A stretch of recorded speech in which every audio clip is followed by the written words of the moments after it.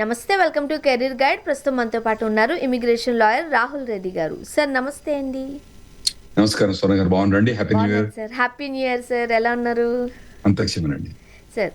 Trump గారు పెట్టే డెసిషన్స్కి సంబంధించి ఎవ్రీ వీక్ మనం మాట్లాడుతాం, వ్యూయర్స్ని అలర్ట్ చేస్తూ ఉంటాం, స్టూడెంట్స్కి లేదంటే పేరెంట్స్కి కావాల్సిన సజెషన్స్ ఇస్తూనే ఉంటాం. అండ్ ట్రంప్ గారు ఏదైతే పెట్టారో $100,000కి సంబంధించి ఇంతకు ముందు కూడా మనం దీని గురించి చాలా క్లియర్గా మాట్లాడాం. బట్ ఎవరైనా ఈ వీడియో ఫస్ట్ టైం చూస్తున్నారట్లయితే వాళ్ళకు ఒక క్లారిటీ కోసం ఒకసారి ఎక్స్ప్లెయిన్ చేస్తారా? $100,000 అంటే ఏంటి, ఎందుకు పెట్టారు?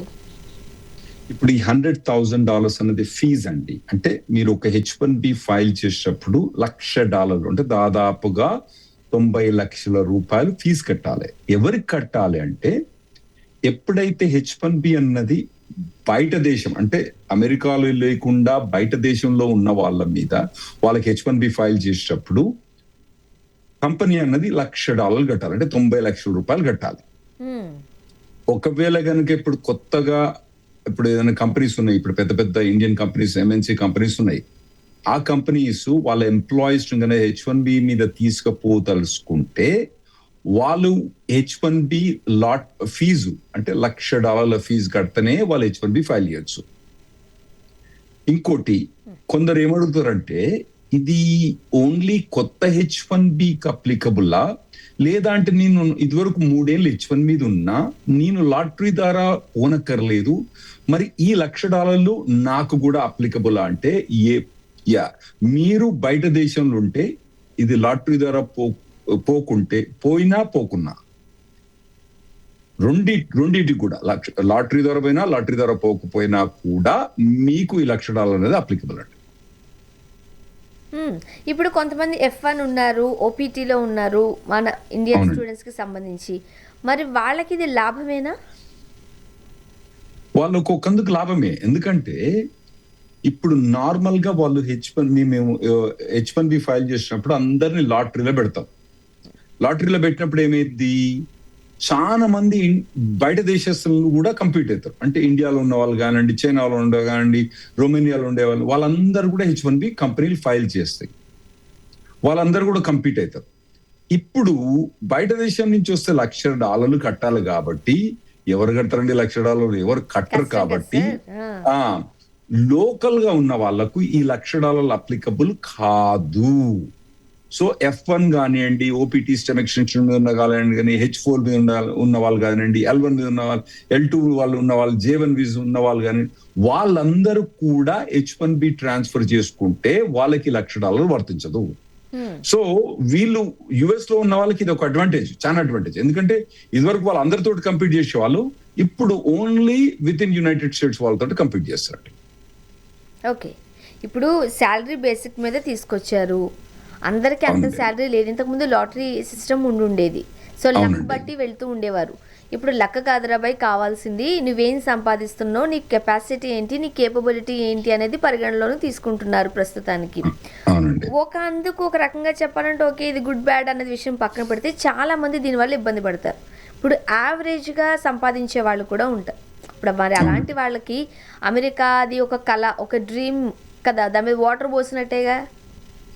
అంటే అమెరికా అన్నది వాళ్ళ దేశం యొక్క వాళ్ళ అభివృద్ధి చూసుకుంటారు, కానీ మన హైదరాబాద్ తెలుగు విద్యార్థుల అభివృద్ధి అనేది వాళ్ళు చూసుకోరు కదండి.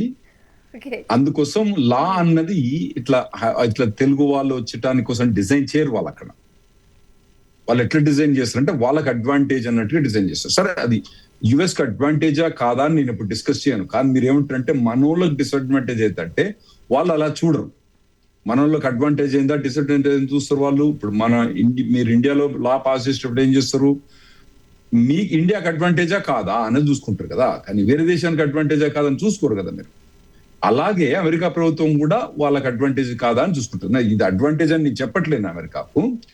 అయితే ఇదివరకు స్వర్ణగారు లాటరీ సిస్టమ్ ఎట్లా ఉండేది అంటే, ప్రతి కంపెనీ కూడా ఇప్పుడు స్వర్ణగారి పేరు మీద ఒక కంపెనీ ఉందనుకోండి, ఆ కంపెనీ స్వర్ణగారి పేరు మీద ఒక H1B లాటరీ పెడుతుంది అన్నట్టు. అయితే ప్రతి ఒక్కరు కూడా ఈక్వల్ ఛాన్స్ వచ్చేది అన్నట్టు. వాళ్ళకు శాలరీ హై ఉన్నా లో ఉన్నా కూడా ఈక్వల్ ఛాన్స్ వస్తుంది అన్నట్టు. ఇప్పుడు కొత్తగా ట్రంప్ ప్రభుత్వం రెగ్యులేషన్స్ ఏమని పాస్ చేసింది, అది ఇంప్లిమెంట్ అవుతానే, ఈ మార్చ్ కల్లా ఇంప్లిమెంట్ అవుతానే. అవి అందులో ఏమైనా ఉందంటే ప్రతి ఒక్క సిటీకి మాకు అక్కడ ఒక ప్రివేలింగ్ వేజ్ అని ఉంటుంది. అంటే సాఫ్ట్వేర్ డెవలపర్స్ అనుకుందాం. సాఫ్ట్వేర్ డెవలపర్స్ అందరికి కూడా ఒక డల్లాస్ లో ప్రివేలింగ్ వేజ్ అని ఉంటుంది అన్నట్టు. ప్రతి సిటీకి ఒక ప్రివేలింగ్ వేజ్. డల్లాస్ లో దాదాపుగా $80,000 మినిమం లెవెల్ ఉందండి శాలరీ అక్కడ. అంటే అంతకన్నా తక్కువలా H1B ఫైల్ చేయరాదు. అది లెవెల్ 1 అంటారు అన్నట్టు. అయితే అందులో లెవెల్ 2, లెవెల్ 3, లెవెల్ 4 ఉన్నాయి. లెవెల్ 4 దాదాపుగా 140,000 దాకా ఉంటుందండి ఏది డల్లస్ సిటీలో. అయితే ఇప్పుడు కొత్తగా వాళ్ళు ఏం చెప్పిందంటే ఒకవేళ కనుక స్వర్ణ గారు డల్లస్ నుంచి H1B ఫైల్ చేయదలుచుకుంటే మీ శాలరీ కంపెనీ ఆఫర్ చేసేది లెవెల్ 1 $80,000, లెవెల్ 4 $140,000. ఒకవేళ కనుక మీకు $140,000 కనుక కంపెనీ ఇస్తే అప్పుడు మిమ్మల్ని లెవెల్ 4 కింద కేటగరైజ్ చేసి మీ పేరు మీద 4 చిట్లు వేస్తారు. స్వర్ణ గారు 4 చిట్లు వేస్తారు. అచ్చా, ఒకవేళ కనుక రాహుల్ రెడ్డి ఉన్నాడు, రాహుల్ రెడ్డికి 80,000 వస్తాయి. 80,000 వస్తాడు లెవెల్ 1 శాలరీ కింద వస్తాడు. $80,000 నేను చెప్పేది. $80,000 వచ్చినప్పుడు వాళ్ళు ఏం చేస్తారు, రాహుల్ రెడ్డి పేరు మీద ఒకటే చిట్టు వేస్తారు అన్నట్టు. చిట్టు వేసి ఆ చిట్లన్నీ తీస్తారట, కంప్యూటర్లు తీస్తారులేండి. తీసినప్పుడు అప్పుడు ఏమైందంటే మీకు 4 times ఎక్కువ ఛాన్స్ ఉంటుంది అన్నట్టు. అంటే ఇప్పుడు కొత్త రెగ్యులేషన్స్ ప్రకారం, ట్రంప్ ఇంప్లిమెంట్ చేసిన రెగ్యులేషన్స్ ప్రకారం లెవెల్ 4 ఉన్న వాళ్లకు 4 times ఎక్కువ ఛాన్స్ ఉంటుంది. లెవెల్ 1 ఉన్న వాళ్లకు తక్కువ ఛాన్స్ ఉంటుంది, 1/4 ఛాన్స్ ఉంటుంది.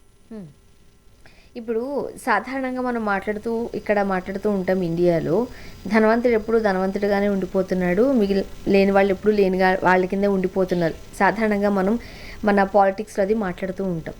ఇప్పుడు ట్రంప్ గారు చేస్తున్న దాని ప్రకారం కూడా ఉన్న వాళ్ళకే ఆపర్చునిటీస్ ఎక్కువ వస్తుందిగా, లేని వాళ్ళకి అవకాశాలు ఇంకా కిందకి పడిపోతున్నాయిగా. అది కాస్త ఇబ్బందికరమే కదా. ఫస్ట్ ఏంటంటే Indian constitution, American constitution completely different. ఇందులో కొద్దిగా డిఫరెంట్ ఉన్నది. ఇండియన్ కాన్స్టిట్యూషన్ లో కూడా సోషలిస్టిక్ అన్నది ఫస్ట్ వర్డ్ అన్నట్టు. ప్రియాంబుల్ ఆఫ్ ద కాన్స్టిట్యూషన్ లో సోషలిస్ట్ అన్నది కంప్లీట్ అన్నట్టు. అది మీ సోషలిస్ట్ ప్రిన్సిపల్స్ అనేది ఎవరు కూడా, ప్రతి పొలిటికల్ పార్టీ కూడా ఇండియాలో వాళ్ళు సోషలిస్ట్ అని డిక్లేర్ చేయండి, పొలిటికల్ పార్టీ కూడా రికగ్నైజేషన్ ఇయర్ ఇక్కడ ఇండియాలో. మా దగ్గర ఏంటంటే మేము capitalist. US is very clear capitalist అన్నట్టు. మొదటి నుంచి కూడా క్యాపిటలిజం గురించి ప్రయత్నించి. సో వాళ్ళు ఏమనుకుంటారంటే ఇప్పుడు ఎక్కువ శాలరీ ఇచ్చే వాళ్ళు ఎక్కువ ట్యాక్స్ పే చేస్తారు కదా గవర్నమెంట్ కి, తక్కువ శాలరీ ఇచ్చే వాళ్ళు తక్కువ ట్యాక్స్ పే చేస్తారు కదా ఆబ్వియస్లీ. సో మాకు ట్యాక్స్ కలెక్షన్ ఎక్కువ అవుతుంది కదా ఎక్కువ శాలరీ ఇస్తే. ఇప్పుడు ఇతను ఇండియాలో జాబ్ చేస్తుండ అనుకుందాం, అతనికి యుఎస్ కు ట్రాన్స్ఫర్ చేస్తే అక్కడికి ఎక్కువ ట్యాక్స్. ఇప్పుడు ఒకరికి 80,000 వస్తుంది, ఒక 140,000 వస్తుంది. 80,000 వానికి 1,40,000 శాలరీకి మీకు ట్యాక్స్ డిఫరెన్స్ చాలా ఉంటుంది. ఎందుకంటే ఫస్ట్ 50,000 మీద ట్యాక్సే ఉండదు దాదాపుగా, ఆ తర్వాత 30,000 మీద ట్యాక్స్ ఉంటుంది. ఈ 80,000 కు 140కి దాదాపు 2.5 times ట్యాక్స్ ఎక్కువ కలెక్ట్ చేస్తాం మేము. కానీ అది అడ్వాంటేజ్ కదా, గవర్నమెంట్ కి అడ్వాంటేజ్ కదా అని వాళ్ళు దృష్టిలో పెట్టుకొని దానికి వాళ్ళకి అడ్వాంటేజ్ ఇచ్చినట్టు. ఎవరికైతే శాలరీ ఎక్కువ ఉన్నదో వాళ్ళకి అడ్వాంటేజ్ ఇచ్చారు. అయితే స్వర్ణ గారు ఏంటంటే మన పిల్లలందరూ కూడా చాలా మంది F1 స్టూడెంట్ మీద పోతారు కాబట్టి ఓపీటీ స్టెమ్ ఎక్స్టెన్షన్ ఉన్న వాళ్ళకి ఏంటంటే వాళ్ళు ఎంట్రీ లెవెల్ జాబ్స్ ఎక్కువ ఉంటాయి, వాళ్ళకు హైయర్ లెవెల్ జాబ్స్ చాలా తక్కువ ఉంటాయి. ఎందుకంటే వాళ్ళు అప్పుడే గ్రాడ్యుయేట్ అయినరు, ఈ 3 ఏళ్ల కన్నా ఎక్స్పీరియన్స్ చాలా తక్కువ అందుకు ఉంటుంది. కాబట్టి వాళ్ళకు ఎంట్రీ లెవెల్ జాబుల్నే ఎంట్రీ ఉంటుంది. కాబట్టి మనోళ్ళకు ఇది ఒక డిసడ్వాంటేజ్. ఏది F1 స్టూడెంట్స్ వాళ్ళకు. అదే L1 మీద పోయిన వాళ్ళకి కానివ్వండి, L2 మీద పోయి చాలా ఎక్స్పీరియన్స్ ఉన్న వాళ్ళు ఉంటారు. L1 మీద పోయిన అనుకోండి, పెద్ద పెద్ద కంపెనీస్, MNC కంపెనీస్ నుంచి పోయిన వాళ్ళు ఉంటారు. వాళ్ళు H1B ట్రాన్స్ఫర్ చేసుకుంటానికి వాళ్ళకి అడ్వాంటేజ్ ఉంటుంది. ఎందుకంటే వాళ్ళకి హైయర్ సాలరీస్ వస్తాయి వాళ్ళకి. సో సీనియారిటీ ఎక్స్పీరియన్స్ ఉన్న వాళ్ళకు అడ్వాంటేజ్ ఉంటుంది, ఎక్స్పీరియన్స్ లేని వాళ్ళకి, స్టూడెంట్ వాళ్ళకు అది డిసైడ్. కానీ ఓవరాల్ గా స్వర్ణ గారు ఇప్పుడు ఈ $100,000 ఫీజు కాంబినేషన్ తర్వాత ఈ వేజ్ బేస్ సిస్టమ్ చూసుకుంటే ఓవరాల్ గా మనకు ఇండియన్ స్టూడెంట్ కి అడ్వాంటేజే ఉండవచ్చు. ఎందుకంటే బయట దేశం నుంచి H1Bs రాలేవు కాబట్టి ఈ లాటరీ సిస్టమ్ తీసేసినా కూడా వీళ్ళకి పెద్ద డిసడ్వాంటేజ్ ఉండదని నేను అనుకుంటున్నా. ఇప్పుడు మీరు ఈ వేజ్ బేస్డ్ లాటరీ గురించి మాట్లాడుతున్నారు కదా, అసలు ఫస్ట్ ఆఫ్ ఆల్ అంటే ఏంటి, ఇంతకు ముందున్న లాటరీ విధానానికి సంబంధించి ఈ వేజ్ బేస్డ్ లాటరీకి సంబంధించి ఉన్న ఆ డిఫరెన్స్ ఏంటండి? ఇంతకుముందు మనం మాట్లాడినాం కదండి, మ్మ్. స్వర్ణ గారికి $140,000 లో వస్తుంది సాఫ్ట్వేర్ ప్రొఫెషనల్ కాబట్టి. మీ పేరు మీద మీరు లెవెల్ 4 మీద ఉన్నారు కాబట్టి మీ పేరు మీద 4 చెట్లు వేస్తారు. హ. రాహుల్ రెడ్డి గారికి ఓన్లీ 80,000 వస్తున్న శాలరీ డాలర్స్ లో కాబట్టి ఒక చెట్టు. అంటే ఇదివరకు ఏముండే అంటే మీకు 140 వచ్చినా 180 వచ్చినా 200 వచ్చినా రాహుల్ రెడ్డికి 80 వచ్చినా మన ఇద్దరం ఒకటే లెవెల్ ఉండే అన్నట్టు. ఇప్పుడు ఏంటంటే మీరు 140 మీకు శాలరీ మీ కంపెనీ ఇస్తుంది, నాకేమో 80,000 ఇస్తుంది. 140,000 మీకు ఇస్తుంది, నాకేమో 80,000 ఇస్తుంది. కాబట్టి మీకు 4 times అడ్వాంటేజ్. ఆ డిఫరెన్స్ లాస్ట్ టైం కు ఈ టైం కు డిఫరెన్స్ అంటారు. ఓకే.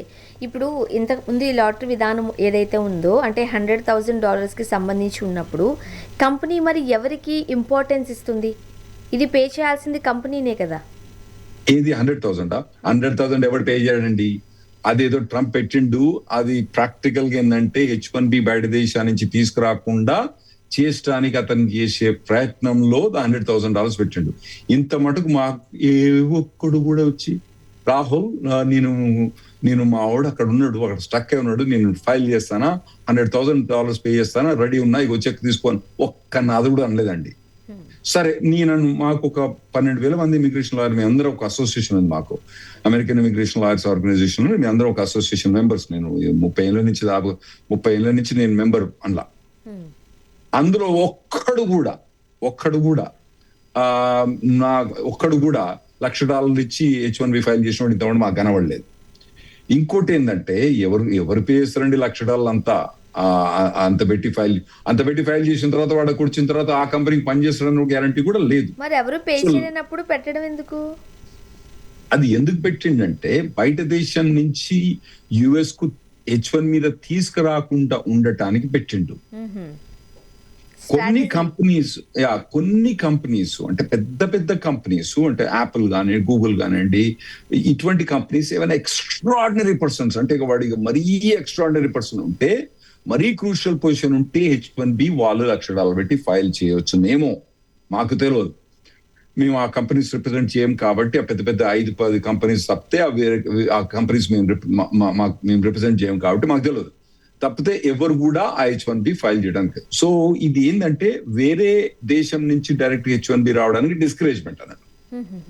సార్, మరి అలా అనుకుంటే ఒకవేళ కనుక స్టూడెంట్స్ కి ఎక్కువ శాలరీ ఆఫర్ చేశారనుకోండి, మరి అప్పుడు H1కి సంబంధించిన ఛాన్సెస్ పెరుగుతాయా? అవునండి, మనం ఇంతకుముందు మాట్లాడినట్టు ఒకవేళ స్వర్ణ గారు కనుక $140,000 శాలరీ ఉండి ఒకరికి రాహుల్ రెడ్డికి $80,000 ఉన్నాయి అనుకోండి, మీకు 4 times ఛాన్స్ ఎక్కువ ఉంటుంది. నేను డాలర్స్ గురించి మాట్లాడతాను. నేను ప్రతి సిటీకి డిఫరెన్స్ ఉంటుంది. న్యూయార్క్ లో అదే లెవెల్ 1 $120,000 ఉంటుంది. లెవెల్ 4 అన్నది $180,000 $190,000 ఉంటుంది. ప్రతి సిటీకి డిఫరెన్స్ ఉంటుంది అన్నట్టు. చిన్న సిటీలో పోతేనేమో శాలరీ తక్కువ ఉంటుంది, పెద్ద సిటీ పోతేనేమో శాలరీ ఎక్కువ ఉంటుంది. ఏ సిటీలో ఏ శాలరీ ఏ ప్రొఫెషన్ కన్నది డిపార్ట్మెంట్ ఆఫ్ లేబర్ వెబ్సైట్ లో క్లియర్ గా ఉంటుంది. అందులో డౌట్ అని లేదు. ఓకే. ఇప్పుడు ఇంతకు ముందు వరకు మనము ఈ $100,000 ఫీ గురించి మాట్లాడుకున్నాము, అలానే ఈ వేజ్ బేస్ సంబంధించిన లాటరీ గురించి కూడా మాట్లాడుకున్నాం. ఒకవేళ ఇవి రెండు కనుక కలిసాయి అనుకోండి, ఆల్రెడీ ప్రాఫిట్ ఎవరికంటారు? మనోళ్ళకి పెద్ద నష్టం ఉండదు అనుకుంటాను. టిపికల్ గా H1Bs అన్నది మనోళ్ళు 60 నుంచి 65% ఆఫ్ ది H1Bs మనోళ్ళు కొట్టుకుపోతారు ప్రతి ఏడాది. ఇది మన 20 ఏళ్ళ నుంచి 25 ఏళ్ళ నుంచి చూస్తున్నాం. సరే 40 నుంచి 50, 60, ఇప్పుడు 60% దాకా మనమే H1 కొట్టుకుపోతాం.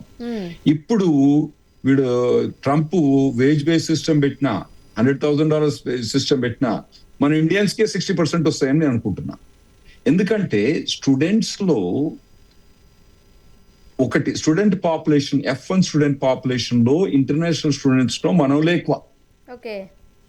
ఇంకోటి ఏంటంటే చైనా నుంచి మనోళ్ళ సెకండ్ పొజిషన్ ఉన్నా కూడా ఆ పొరగాళ్ళు ఏం చేస్తారంటే వాళ్ళు H1B తీసుకోరు. వాళ్ళు చదువు అయిపోగానే మా కుదర నాయన మా దేశం వెళ్ళిపోతా అంటారు అన్నట్టు. మన వాళ్ళు మాత్రం చాలా మంది ఏం చేస్తారంటే వాళ్ళు స్టూడెంట్ వీసా అయిపోయిన తర్వాత OPT స్టెమ్ ఎక్స్టెన్షన్ తీసుకొని ఆ తర్వాత H1B అప్లై చేస్తారు. చైనా వాళ్ళు చేయరు. చాలా మటు చైనా వాళ్ళు వెనక్కి వెళ్ళిపోతారు అన్నట్టు. వాళ్ళ ధనిక దేశం కాబట్టి వాళ్ళు వెళ్ళిపోతారు. అయితే మనోళ్ళు ఉంటారు కాబట్టి మనం ఎప్పటి నుంచి కూడా మనం 60 నుంచి 65 50 నుంచి 65% దాకా తీసుకున్నాం. ఇప్పుడు కూడా ఆ పర్సంటేజ్ ఒక 4-5% ఇటు అటు ఉంటుంది తప్పితే పెద్ద డిఫరెన్స్ ఉండదని నేను అనుకుంటున్నాను. ఓకే. ఇప్పుడు స్టూడెంట్స్కి దేని మీద ఫోకస్ చేయాలి అంటే ఎలా ఫోకస్ చేయాలంటారు? డెఫినెట్లీ ఫస్ట్ ఏంటంటే వాళ్ళు ఇప్పుడు H1B ఫైల్ చేయాలి. ఎందుకంటే వాళ్ళ జాబ్లు ఉంటే H1B ఫైల్ చేయాలి. అది ఫస్ట్ ఫోకస్ అండి. నా లెవెల్ 1, లెవెల్ 2, లెవెల్ 3, లెవెల్ 4 అన్న తర్వాత ముచ్చట. ఫస్ట్ ఏదో ఒకటైతే ఫైల్ చేయాలి. అయితే అది వీళ్ళు మొదలే చెప్పాలి. కంపెనీ వాళ్ళు H1B ఇదివరకు కంపెనీ వాళ్ళు H1B ఫైల్ చేసేటప్పుడు మేము అన్ని అక్కర్లేదు అన్నట్టు. ఇగో స్వర్ణ గారి పేరు మీద మేము H1B ఫైల్ చేస్తాం, నా పాస్పోర్ట్ నెంబర్ ఇదని ఒకటి అప్లికేషన్ ఫైల్ చేస్తాం. ఇప్పుడు ఏం చేయాలంటే స్వర్ణ గారికి మేము 1,40,000 ఇస్తున్నామా 80,000 ఇస్తున్నామా అని మొదలే చెప్పాలి కంపెనీ వాళ్ళు. సో అది మొదలు డిటర్మైన్ చేసి. అయితే ఇప్పుడు ఏంటంటే ఫస్ట్ నేను స్టూడెంట్స్కి అడ్వైజ్ చేసేది ఏంటంటే మీకు మార్చ్ లో లాటరీ అప్లికేషన్ ఉంటుంది. నార్మల్ గా March 1 నుంచి March 20 దాకా లాటరీ అప్లికేషన్ ఉంటుంది. ఆ టైంలోనే ఫైల్ చేసుకోవాలి. మీరు ఇప్పుడే కంపెనీ HR తోటి మాట్లాడండి, కంపెనీ లాయర్ తోటి మాట్లాడండి, మీ డాక్యుమెంట్స్ అన్ని ఇవ్వండి. ఎందుకంటే మాకు ఇప్పుడు కరెక్ట్ గా మాకు అది 10 రోజుల ముందు 15 రోజుల ముందు నోటిఫికేషన్ వస్తుంది. ఆ టైంలో ఇమిగ్రేషన్ లాయర్ అందరు బిజీగా ఉంటారు. మీరు మొదలే అన్ని రెడీ చేసుకొని పేపర్ వర్క్, మీ డిగ్రీ సర్టిఫికేట్ ఏంది, మీరు మాస్టర్స్ కోటానా బ్యాచిలర్స్ కోటానా, మాస్టర్స్ కోటాకి వాళ్ళు వేరే అలొకేషన్ ఉంటుంది అన్నట్టు, బ్యాచిలర్స్ కోటాకి వేరే అలొకేషన్ ఉంటుంది. సో అందులో ఫైల్ చేస్తుండ్రా, బ్యాచిలర్స్ కోటాల ఫైల్ చేస్తుండ్రా, లెవెల్ ఆఫ్ ద శాలరీ అన్నది లాయర్ మీరు HR కలిసి డిసైడ్ చేస్తారు అన్నట్టు ఏ లెవెల్ శాలరీ అన్నది.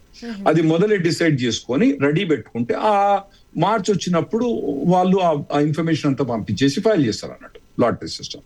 ఇదివరకు ఏంటంటే లాటరీ సిస్టమ్ లా చాలా మటుకు ఒక 5-6 మందికి 7-8 మందికి ఒకరికి వచ్చేది. ఇప్పుడు ఈ $100,000 ఫీజు తోటి మేమేమనుకుంటున్నాం అంటే ప్రతి ఇద్దరిలో ఒకరికి లాటరీ వచ్చే ఛాన్స్ ఉందని మేము అనుకుంటున్నాం. ఓకే. ఇప్పుడు ఇండియా నుంచి ఏదైతే డైరెక్ట్ అప్లికేషన్స్ ఉండేవో ఆ కాంపిటీషన్ తగ్గుతుందా మరి? తగ్గుడు కాదు, మొత్తమే ఉండదండి. ఎవడు అప్లై చేయడు, $1,00,000 కట్టి ఎవడు అప్లై చేయడు. ఎవడైనా కలగన్నా కూడా కాదు, ఎందుకంటే ఈ కంపెనీ ఫైల్ చేయవు. మనమే $1,00,000 వానికి ఇచ్చి ఫైల్ చేయించుకో అంటే అది ఇల్లీగల్, అది చేయరాదు. కంపెనీ వాడు వాలంటీర్ గా స్వర్ణ గారు వస్తున్నారు, సో స్వర్ణ గారికి సాఫ్ట్వేర్ డెవలపర్ ఫైల్ చేయాలి. ఫస్ట్ ఏంటంటే అక్టోబర్ దాకా వెయిట్ చేయాలి మీకోసం. ఇంకోటి ఫస్ట్ $1,00,000 కట్టాలి. వాడు ఇంకా $1,00,000 కట్టిన తర్వాత H1B అప్రూవ్ అయితే అదొక డౌట్ లేండి. సరే 98% అప్రూవ్ అయితే అనుకుందా, $1,00,000 కట్టినట్టుగా మొత్తం ఫుల్ ఎంఫసిస్ అయిన తర్వాత మళ్ళీ మీరు అక్టోబర్ 1 వీసా రావాలి. అబ్బో అది మర్చిపోయాను. మళ్ళా $1,00,000 కట్టి H1B ఫైల్ చేసిన తర్వాత మళ్ళీ వెట్టింగ్ గిట్టింగ్ మీ సోషల్ మీడియా మొత్తం ఆడతారు. అమ్మో మీరు వీసాల మీద బాగా మాట్లాడింది. అవన్నీ చూసి వెట్టింగ్ చేసి సోషల్ మీడియా అన్ని చూసి అప్పుడు మీకు వీసా ఇస్తే అక్కడ రావచ్చు అన్నట్టు. సో ఇంత తంతంగా $1,00,000 ఎవరు పెడతారండి? చాలా కష్టం. సో ఇప్పుడు బయట దేశం నుంచి కాంపిటీషన్ కంప్లీట్ గా డెడ్ అయింది. అన్లెస్ కోర్ట్ రూలింగ్, ఇప్పుడైతే ఏం కోర్ట్ రూలింగ్ ఏమి ఇచ్చినట్టు కనబడతలేదు. కోర్ట్ రూలింగ్ ఏమన్నా కనుక మన ఫేవర్ లో వస్తే తప్పితే ఈ $1,00,000 పెట్టి బయట దేశం నుంచి H1B ఫైల్ చేసుకోవడం అన్నది ఇంపాసిబుల్. అయితే ఇంకోటి ఏంటంటే దానికి కొన్ని ఎక్సెప్షన్స్ ఉన్నాయండి. అంటే ఈ $1,00,000 నుంచి మనం ఎగ్జామ్ చేయండి, మేము డాక్టర్లము, మేము ఫిజికల్ థెరపిస్ట్లము, మేము ఇది పొడుంగులమా అన్నీ అని చెప్పి ఉన్నాయి. అయితే ఇప్పుడు అట్లా మాకు ఒక ఈమెయిల్ అడ్రస్ ఇచ్చిండ్రు, మీకు ఏమన్నా ఎగ్జామ్షన్ కావాలంటే నేషనల్ ఇంట్రెస్ట్ లో స్వర్ణ గారిని తీసుకొస్తే మేము ఎగ్జామ్షన్ ఇస్తాం $1,00,000 అని చెప్పి ఓ ఈమెయిల్ ఇచ్చిండ్రు. తండోపదండాలుగా చాలా మంది వేవర్లు అప్లై చేసినారు. ఒక్కని కూడా ఇంత మటుకు వేవర్ రాలేదు. ఒక్కటి చెప్తున్నాండి, వాడు వేవర్ అప్లై చేసిన జాబే పీకేస్తారు వాళ్ళు. ఆ పరిస్థితి ఉన్నది గవర్నమెంట్. అమ్మా నువ్వు వేవర్ అప్రూవ్ చేసినావు అంటే నువ్వు గవర్నమెంట్ కి $1,00,000 నష్టపడి చేసావు, వాళ్ళ జాబే పోయేటట్టుంది. సో అంత ఈజీగా అటువంటి వేవర్లు ఎవరు కూడా వాళ్ళు అప్రూవ్ చేయరు. అంటే చాలా మంది నేను డాక్టర్ను, నేను PhDను, ఇది అది అని అనుకుంటాను, వాళ్ళన్నీ కూడా లేదు. అయితే ఇప్పుడు H1B లాటరీ అన్నది మనకు మార్చిలో మొదలయ్యి అక్టోబర్ దాకా ఉంటుంది. అంతకు ముందే ఈ నాన్ ప్రాఫిట్ ఎడ్యుకేషన్ ఇన్స్టిట్యూషన్స్ కు ఈ లాటరీ ద్వారా పోరు అన్నట్టు.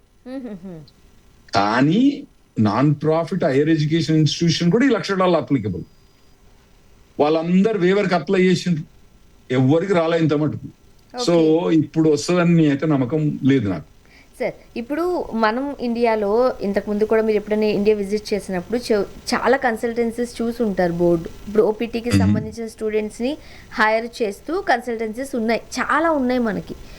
ఇప్పుడు ఈ ట్రంప్ గారి డెసిషన్స్ వల్ల, ఈ పెడుతున్న ఈ మతలబుల వల్ల మరి వాటి పరిస్థితి ఏంటంటారు? ఆ బోర్డులు ఇక్కడ ఉన్నాయా, డాలస్ లో ఉన్నాయా? ఓకే, రెండు దగ్గర ఉన్నాయి అనుకోండి. ఇక్కడ అయితే ఏంటి, అక్కడ ఉంటే ఏంటి? అదే ప్రాబ్లం. ఇక్కడ ఉంటే మాకు ఇండియాలా నాకు తెలియదు, కానీ అక్కడ ఉంటే మాత్రం మొత్తం తప్పది. మేము ఓపీటీలను హైర్ చేస్తాం, H1B హైర్ చేస్తాం అన్నది పెద్ద క్రైమ్ అక్కడ. మీరు వినండి స్వర్ణ గారు, ఇప్పుడు ఇక్కడికి వచ్చి మీ ఈహా టీవీ ముందు నేను హైర్ చేస్తున్నా, ఓన్లీ బంగ్లాదేశ్ లోనే హైర్ చేస్తున్నా అని చెప్పి బోర్డు పెడితే మీకు ఎట్లుంటది? ఇబ్బందిగా. లీగల్, ఫస్ట్ అది లీగల్ కాదో నాకు తెలియదు, మీరు మీరు మీరు దానికి ఆన్సర్ మీరు చెప్పండి. సో ఒకవేళ కనుక అటువంటి బోర్డులు కొందరు మనోళ్ళు తెలివితగ్గ దద్దమ్మలు అట్లా కూడా చేసి అవన్నీ పెద్ద నోటిఫికేషన్ పోయి పెద్ద కంప్లైంట్ అయిపోతా ఉంటాయి అవి. అట్లా మేము ఓపీటీలను హైర్ చేస్తాము, H1B హైర్ చేస్తాము అని చెప్పి వాళ్ళని హైర్ చేస్తామని చెప్పి బోర్డు పెడితే అది ఇల్లీగల్ అయింది. మేము హైర్ చేస్తాం, అమెరికన్ సిటిజన్ హైర్ చేస్తాం, ఒకవేళ దొరకకపోతే ఏమన్నా ఇమిగ్రేషన్ ఉంటే చేస్తాం అనేది అది వేరే విషయం. కానీ ఓపీటీలను హైర్ చేస్తాం, H1B హైర్ చేస్తాం అంటే అది ఇల్లీగల్ కదా. ఇప్పుడు మీరు చెప్పేది ఏంటంటే ఈఆర్ టీవీ ముందు మీ జూబ్లీ హిల్స్ లో పోయి, మీ బంజారా హిల్స్ లో పోయి ఏమైనా బోర్డు పెడతామంటే ఇండియన్స్ తప్ప వేరే వాళ్ళని ఏమైనా హైర్ చేస్తామని బోర్డు పెడితే మీకు ఎట్లుంటది? అరే నేను ఇంకా నా జాబ్ తీసుకో వానికి ఏడమేంద్ర మా దేశంలో. సో అది తప్పు అని చెప్తున్నానట్టు. సో మీరు కరెక్టే, మీరు ఫేస్బుక్ లో వాటిలో చూస్తా అంటారు అటువంటి. నేను చూసిన చాలా చూసిన, మాకు వస్తా ఉంటాయి కంప్లైంట్స్ అన్ని. అరే నాయన ఇది ఎక్కడ నాయన, వాడు పెడతాడు ఓపీటీలను H1 హైర్ చేస్తామని చెప్పి అట్లా పెట్టరాదు అన్నట్టు, అది ఇల్లీగల్ అన్నట్టు. అది ఇల్లీగల్ ఖచ్చితంగా. స్టూడెంట్స్ మీకు చెప్పిన కదా, ఇప్పుడు బంగ్లాదేశ్ లో హైర్ చేస్తామని మేము ముందు బోర్డు పెడితే ఎట్లుంటుంది మీకు? అలా అయితే ఇప్పుడు H1Bకి సంబంధించిన ఈ మిస్యూజ్ ఏదైతే ఉందో అది తగ్గుతున్నట్టే కదా? అవునండి. ఇప్పుడు ఓవరాల్ గా లాస్ట్ టైం ఇదివరకు ఏంటంటే లాటరీ బేసిస్ లో ఏం చేసిండ్రంటే ఒక 2023 అంటే 3 ఏళ్ల కింద ఒక చేంజ్ పట్టుకొచ్చిండ్రు. అంతకు ముందు ఏం చేసిండ్రంటే 2023 కన్నా మొదలైందంటే స్వర్ణ గారిని 10 కంపెనీలు H1B ఫైల్ చేసినాయి ఒకటేసారి. ఎందుకంటే అప్పుడు ఎంత ఫీజు? $10 ఫీజు. $10 ఏందండి, అమెరికాలో బిచ్చగాడు కూడా తీసుకోడు.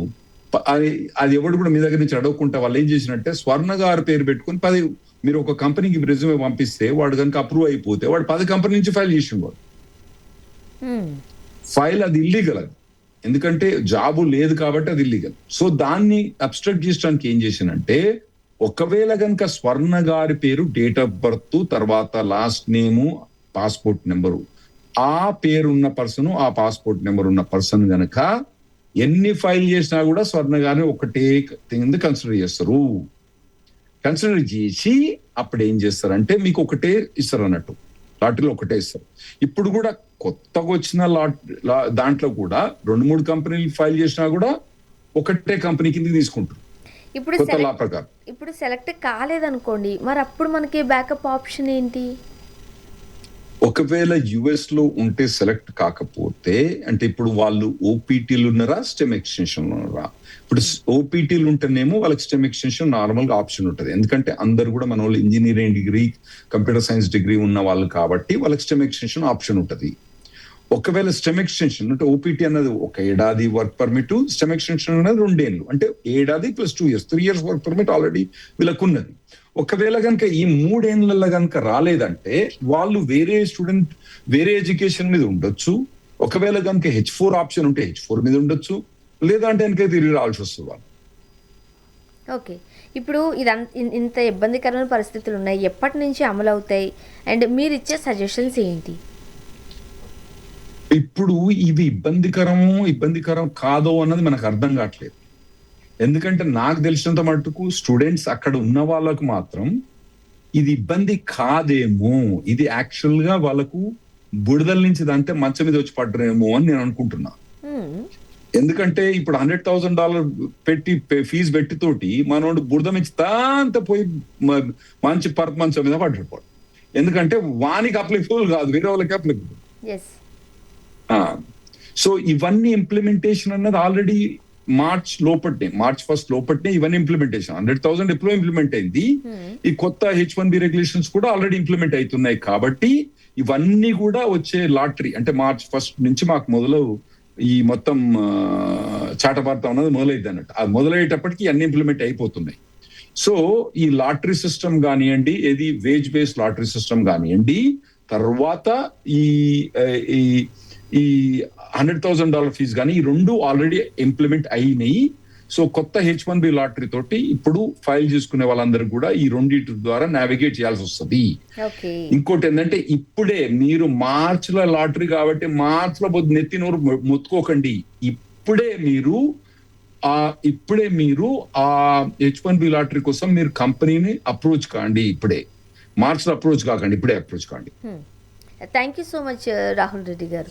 సో మన స్టూడెంట్స్కి అక్కడ వాళ్ళకి ఏం చేయాలి ఏంటి రకరకాల సందేహాలు అండ్ కన్సల్టెన్సీస్ త్రూ కూడా చాలామంది మనం చూస్తున్నాం అన్ఫార్చునేట్లీ మోసపోయే సందర్భాలు కూడా ఉన్నాయి. కాబట్టి వాళ్ళందరికీ చక్కగా కెరీర్ గైడ్ త్రూ గైడ్ చేస్తున్నారు. వాళ్ళు ఎలా జాగ్రత్త పడాలి, ఏం చేయాలి, స్టెప్ బై స్టెప్ చాలా బాగా ఎక్స్ప్లెయిన్ చేస్తున్నారు. థ్యాంక్ యూ సో మచ్ అండి. థ్యాంక్స్ అండి.